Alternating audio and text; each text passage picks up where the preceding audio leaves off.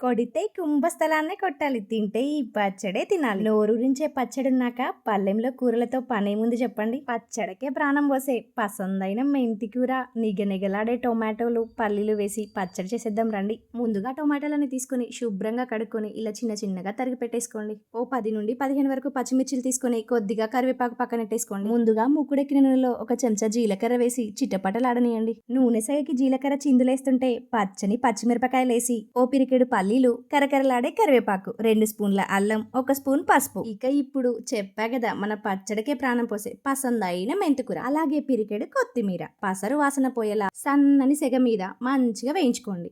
చూస్తున్నారు కదా, medium to లో ఫ్లేమ్ వరకు అడ్జస్ట్ చేసుకుని మంచిగా సాఫ్ట్గా వేయించుకోవాలి. నీరసంగా ఉన్నప్పుడు ఆ తాలింపు వాసన తగిలితే ఆహా, మనలో కూడా తెలియని ఆకలి మొదలవుతుంది కదా. ఇక ఇవన్నీ ఓ పక్కన ప్లేట్లో తీసుకొని చల్లారబెట్టేసుకోండి. ఇక ఇదే గిన్నెలోకి ఓ 2 స్పూన్ల ఆయిల్ తీసుకొని చిటికెడంత పసుపు వేసుకొని కట్ చేసి పెట్టుకున్న టమాటో ముక్కల్ని వేసుకొని మంచిగా ఉడికించుకోవాలి. టొమాటోలు మీరు చూస్తున్నట్టు సాఫ్ట్గా ఉడికిన తర్వాత అందులోకి 1½ స్పూన్ వరకు ఉప్పును వేసుకోవాలి. ఇక ఇలా గుజ్జుగా మారిన టొమాటోలన్నింటినీ స్టవ్ ఆఫ్ చేసుకొని చల్లారబెట్టేసుకోండి. ఎప్పుడు రెగ్యులర్గా చేసే టొమాటో పచ్చడిలా కాకుండా ఇలా కొంచెం మెంతాకేసి ట్రై చేయండి. అద్దరహో అన్నట్టు ఉంటుందంటే నమ్మండి.